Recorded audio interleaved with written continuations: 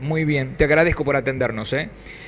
Un gusto. Antonio, ¿crees que el decreto que firma el presidente pierde fuerza al no pasar por la Cámara de Diputados, por el Congreso de la Nación? A ver, institucionalmente sería ideal que pase Sí. por el Congreso, hay una ley que está prevista para eso, pero también hay que comprender el momento, digamos, la posibilidad que da el acuerdo con el fondo es potencialmente muy importante para el país porque podría abrir la llave como para salir del cepo, y eso genera alrededor del tema una incertidumbre muy grande y una, ¿cómo podríamos decir? Digamos, toda una cuestión de zozobra en los mercados que no permitirían una discusión demasiado larga o un proceso muy políticamente muy complicado, como sería esperable que ocurra en el Senado. Mm. Entonces, frente a esa alternativa, creo que el gobierno encontró un atajo razonable, digamos. Ujú. Eh, bueno, me lo explicás claramente sobre la zozobra en los mercados. ¿Vos crees que ya estamos en un tiempo límite donde los mercados están exigiendo que, bueno, se levante el cepo para dar otra garantía de que la economía va en otro rumbo?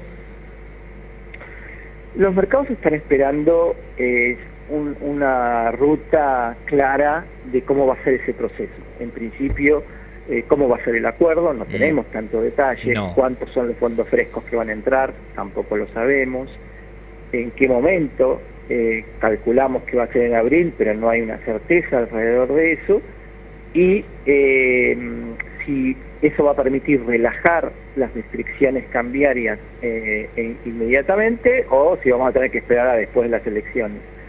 Todo eso genera, digamos, algún tipo de incertidumbre que los mercados procesan, digamos, con volatilidad, mostrando volatilidad, y a eso agregarle la volatilidad que ya existe en el mundo, ¿no? Que estamos pasando por una situación donde Estados Unidos, que es el país más importante, cambia sus políticas comerciales todas las semanas, y eso también genera movimiento en los mercados globales, y por supuesto, si frente a cierta fragilidad que tiene el Banco Central de la Argentina, heredada de muchos años de problemas, el mundo se resfría y Argentina tiene una neumonía, ¿no? De lo que de lo que trasciende del acuerdo del fondo, bueno, que se habla de una cierta cantidad de millones y que el presidente habla que va a ser, que no es deuda nueva, sino que es deuda que va a ser utilizada para cubrir otra deuda. ¿Estás de acuerdo con esa explicación que se da? Sí, estoy bastante de acuerdo que hay un cambio de acreedor. Me fastidia un poco escuchar esto de la oposición, de que no es,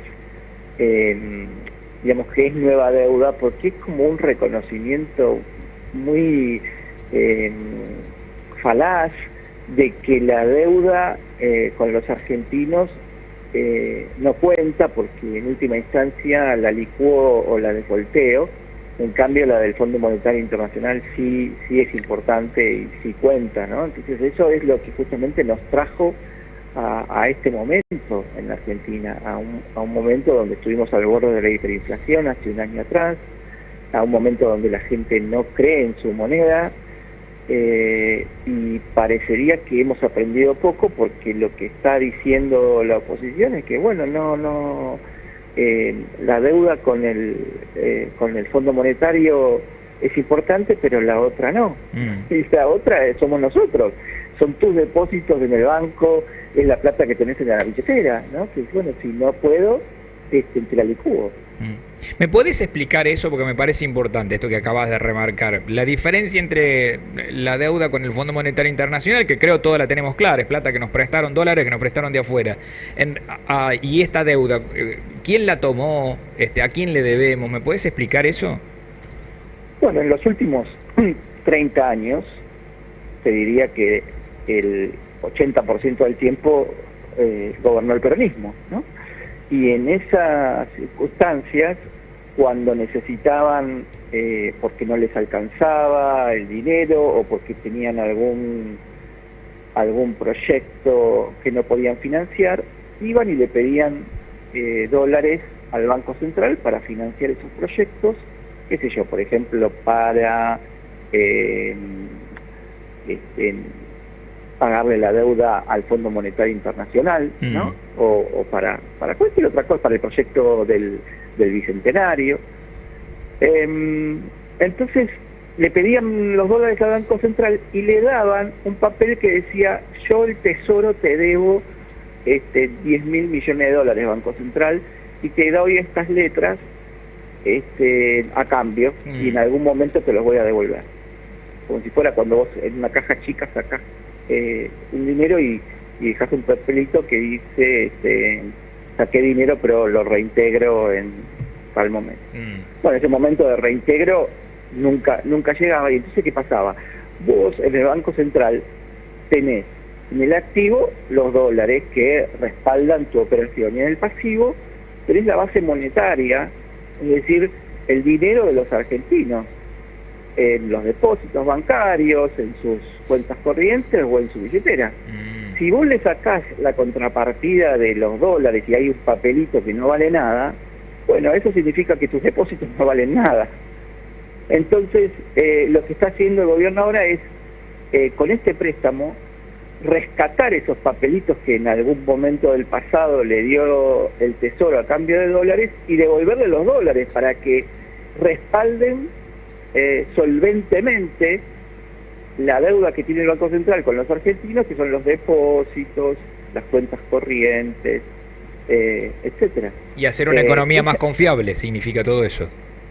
Una economía más confiable y sobre todo menos licuable y por lo tanto menos inflación futura en los próximos 10 años, porque justamente uno de los procesos inflacionarios es tener un Banco Central lleno de papeles nominales en el activo que no valen nada, y en el pasivo toda la base monetaria de los argentinos, que como contrapartida de ese activo que no vale nada, potencialmente tampoco vale nada. Sí, está claro. Son cuestiones que nosotros como ciudadanos no las veíamos, porque obviamente son menos notorias que un pedido de préstamo al Fondo Monetario Internacional, pero sí notamos su repercusión, como en esto que mencionabas vos, por ejemplo, la inflación, ¿no? Notás la repercusión y además notás los efectos a mediano plazo, porque ¿qué pasó? Cuando los argentinos nos damos cuenta que esos papeles que tenemos, que se llaman billetes, no valen nada, decidimos que nuestra moneda no vale nada, y por ende nos dolarizamos y pensamos en dólares y compramos dólares cada vez que podemos y ahorramos en dólares, y nuestro valor de referencia es el dólar. Entonces, cuando otros países necesitan ajustar su competitividad, devalúan y no pasa nada. En la Argentina, devaluar no sirve como una herramienta de política monetaria, porque automáticamente se traslada a precios. ¿Y por qué pasa eso? Porque no tenemos moneda. Nuestra moneda es el dólar. El peso simplemente es un valor transaccional al día a día. Antonio, la última que te hago. Este avance del gobierno con el Fondo Monetario, ¿puede repercutir en algo en precios en la República Argentina? No, lo que podría repercutir, pero yo creo que no va a pasar por la forma en que lo está pensando hacer el gobierno, pero lo que podría repercutir es una salida del esquema cambiario restrictivo que tenemos a un sistema menos restrictivo o completamente libre, donde el dólar se equilibre en un escalón más alto que el actual. Yo no creo que va a pasar, porque justamente el gobierno está tomando todos los recaudos para que no haya un movimiento importante del tipo de cambio que se ha trasladado a precio. Antonio, te agradezco, gracias por tu tiempo. No, a ustedes, chicos. Adiós. Antonio Aracre, economista, asesor de empresas, explicándonos, creo que ha sido muy claro. Es una deuda que utilizó los anteriores gobiernos, el título de Clarín era ayer el kirchnerismo, que le sacó reservas al Banco Central y le dio a cambio unos bonos que son papeles, y eso hacía que Argentina esté todo el tiempo temblando porque no teníamos reservas netas en el Banco Central. Lo que va a hacer Milei es traer esos dólares del FMI y ponerlos en el Banco Central para que tengamos reservas más fuertes. Ha llegado Milei a Bahía Blanca, ¿sí? La noticia en estos momentos es que el presidente Milei ha llegado a Bahía Blanca. Ahí están las imágenes de la llegada del presidente a la zona de, obviamente en estos momentos, el desastre en la República Argentina, con 16 muertos y con todavía desaparecidos, ¿no? A pedida de Cris. ¿Cómo?